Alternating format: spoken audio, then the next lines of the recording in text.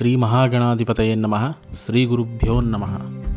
కార్తీక పురాణంలో 5వ రోజు కథ. వశిష్ఠుడు జనక మహారాజుకి దీపదాన మహిమ చెప్పాడు. ఈరోజు కూడా రోజులానే కార్తీక స్నానము, దీపదానము, బ్రాహ్మణులకు స్వయంపాక దానము చేస్తే మంచిది. పూర్వం గోదావరి నది తీరంలో ఒక వర్తకుడుండేవాడు. అతడు తన సాటి వర్తకులను నమ్మి మోసపోయి అప్పుల పాలవుతాడు. తినడానికి తిండి లేని పరిస్థితి వస్తుంది. 7 రోజుల పాటు అతడు తన భార్య పస్తులుంటారు. ఒకనాడు అతడు గోదావరిలో స్నానానికి వెళ్తుండగా నదీ తీరంలో సనక సనందనాదులు కనిపిస్తారు. వీరు బ్రహ్మమానస పుత్రులు. వాళ్ళు కనబడగానే ఇతడు సాష్టాంగ ప్రణామం చేస్తాడు. తాను దారిద్ర్యంలో ఉన్నానని అనుగ్రహించమని వేడుకుంటాడు. అప్పుడు వాళ్ళు జాలిపడి దీపదానం చేయమని సలహా ఇస్తారు. అప్పుడాయన ఎవరికో ఎందుకు మీకే దానం ఇస్తాను అని చెప్పి దీపం వెలిగించి వాళ్లకే దానమిస్తాడు. వెంటనే అతన్ని మోసం చేసిన వర్తకులంతా వచ్చి తన డబ్బు తిరిగి ఇచ్చేస్తారు. ఇలా పంచమి రోజు దీపదానం చేసిన వాళ్ళు రుణవిముక్తులవుతారు. వారు కోల్పోయిన సంపద వారికి తిరిగి లభిస్తుంది. ఇక ఈరోజు వినవలసిన మరో కథ. ప్రాచీన కాలంలో గోదావరి నదీ తీరంలో ఒక బ్రాహ్మణుడు ఉండేవాడు. అతనికి చాలా కాలం తర్వాత ఒక కొడుకు పుడతాడు. అతనికి హరిశర్మ అని పేరు పెడతాడు. హరిశర్మ బాగా చదువుకున్నప్పటికీ నాస్తికవాదం చేసేవాడు. మూర్ఖుడిలా ప్రవర్తించేవాడు. కొడుకు ప్రవర్తనతో విసిగిపోయిన తండ్రి కొడుకుని ఎలాగైనా మార్చాలనుకుంటాడు. ఈలోగా కార్తీక మాసం వస్తుంది. కార్తీక మాసమంతా నేను చేసినట్టు నువ్వు కూడా చెయ్యాలి అని చెప్తాడు తండ్రి. ఆయన పొద్దున్నే లేచి గోదావరిలో స్నానం చేసి పక్కనే ఉన్న రావి చెట్టు దగ్గర దీపం వెలిగించేవాడు. ఇలా 5 రోజులు గడుస్తాయి.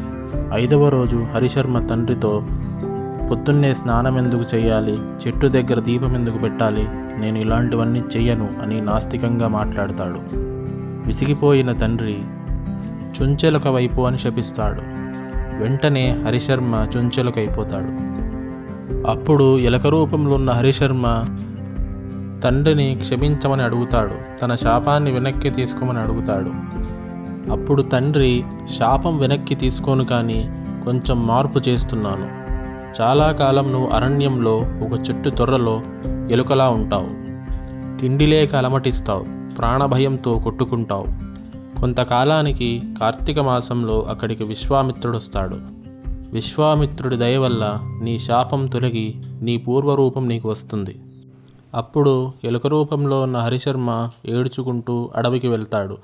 అక్కడ ఒక చెట్టు తొర్రలో మకాం పెడతాడు. అలా 100 సంవత్సరాలు పైనే ఉంటాడు. కొంతకాలానికి కార్తీక మాసంలో ఆ ప్రాంతానికి విశ్వామిత్రుడు వస్తాడు. విశ్వామిత్రుడు గోదావరిలో స్నానం చేసి ఈ ఎలుక ఉన్న చెట్టు కిందకి వచ్చి దీపం వెలిగించి కార్తీక పురాణం చెప్పేవాడు. అక్కడే జపం కూడా చేసుకునేవాడు.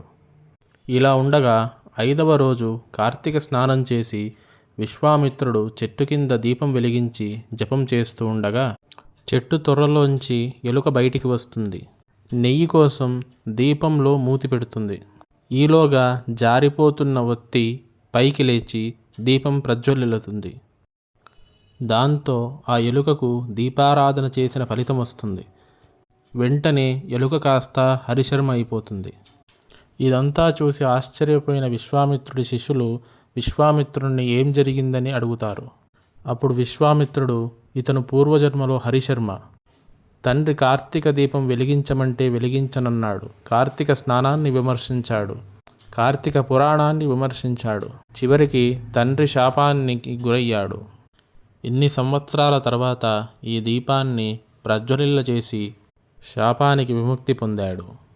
ఇది కార్తీక మాసంలో దీపమహిమ. ఈ 2 కథలు ఈరోజు తప్పనిసరిగా వినాలి. స్వస్తి.